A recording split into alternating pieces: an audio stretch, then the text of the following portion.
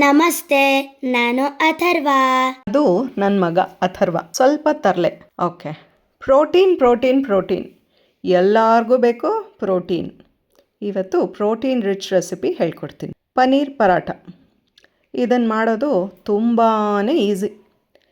200 grams ಇಲ್ಲಿ ಅಕ್ಷಯಕಲ್ಪ ಪನ್ನೀರ್ ತೊಗೊಂಡಿದ್ದೀನಿ. ಅಷ್ಟನ್ನು ತುರ್ಕೊಂಡು ನೀಟಾಗಿ ಚಿಲ್ಲಿ ಪೌಡ್ರು, ಧನಿಯಾ ಪೌಡ್ರು, ಗರಂ ಮಸಾಲ, ಜೀರಾ ಪೌಡ್ರು, ಕಸೂರಿ ಮೇಥಿ, ಎಷ್ಟು ಬೇಕೋ ಅಷ್ಟು ಉಪ್ಪು ಎಲ್ಲ ಹಾಕಿ ಈ ಥರ ನೀಟಾಗಿ ಮಿಕ್ಸ್ ಮಾಡ್ಕೊಂಬಿಡೋದು. ಸೊ ನಮ್ಮ ಸ್ಟಫಿಂಗ್ ರೆಡಿ ಆಗೋಯ್ತಾಗಲೇ. ಇದೊಂದು ಪರಾಠಲ್ಲಿ ನಮಗೆ ಹತ್ತತ್ರ 10 to 15 ಗ್ರಾಮ್ಸ್ ಪ್ರೋಟೀನ್ ಸಿಗುತ್ತೆ. ಅದಷ್ಟೇ ಅಲ್ಲದೆ ಕ್ಯಾಲ್ಶಿಯಂ ಸಿಗುತ್ತೆ, ಕಾರ್ಬ್ಸ್ ಸಿಗುತ್ತೆ. ವಾವ್, ಎಂಥ ಒಳ್ಳೆ ಬ್ರೇಕ್ಫಾಸ್ಟ್ ಅಲ್ವಾ.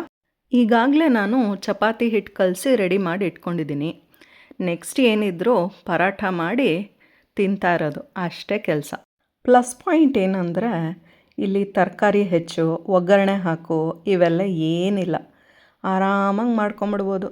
ಸೂಪರ್ ಅಲ್ವಾ. ಈ ಪರಾಠ ಖಂಡಿತ ಎಲ್ಲೂ ಹರಿಯಲ್ಲ.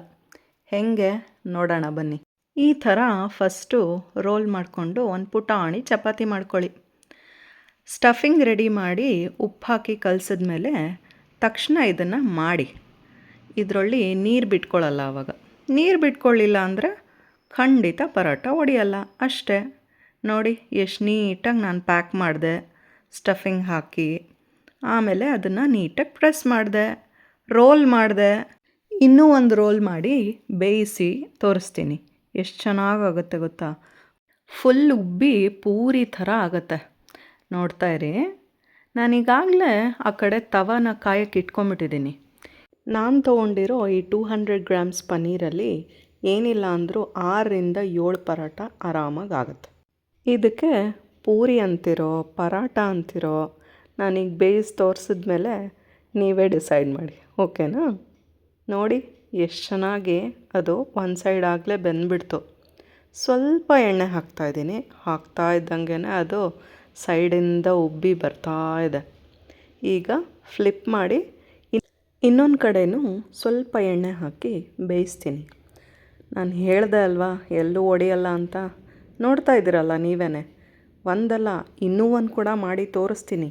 ಆದರೆ ನೀವು ನೋಡ್ತಾ ನೋಡ್ತಾ ಹಾಗೆ ಹೊಟ್ಟೋಗ್ಬಿಡ್ಬೇಡಿ. ಸಬ್ಸ್ಕ್ರೈಬ್ ಮಾಡ್ಕೊಳ್ಳಿ. ಓಕೆ. ಗೊತ್ತಲ್ಲ ನನ್ನ ಚಾನಲ್ಲು ಸ್ಪೈಸ್ ಚೆಕ್ ವಿತ್ ಶಿಲ್ಪ.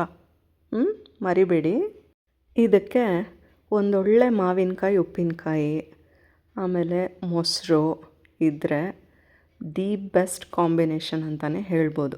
2ನೇ ಪರಾಟ ಲ್ಯಾಂಡಿಂಗ್ ಆನ್ ದ ತವಾ. ನೋಡಿ ಸೂಪರಾಗಿ ಆಗ್ತಾಯಿದೆ. ಪೂರಿ ಪ್ಲೇಟಿಗೆ ಹಾಕ್ಕೊಂಡು ಬಿಸಿ ಬಿಸಿಯಾಗಿ ತಿಂತಾಯಿದ್ರೆ ಅದರ ಮಜಾನೇ ಬೇರೆ. ನೋಡೋಣ ಒಳಗಡೆನೂ ಹೇಗಾಗಿದೆ ಅಂತ. ಎಸ್, ಹೆಂಗಿದೆ ಸ್ಟಫಿಂಗು. ವಾವ್ ಅಲ್ವಾ. ಓಕೆ, ನೀವು ಟ್ರೈ ಮಾಡಿ ಕಮೆಂಟ್ ಮಾಡಿ ಹೇಳಿ ಹೆಂಗೆ ಬಂತು ಅಂತ. ಬಾಯ್.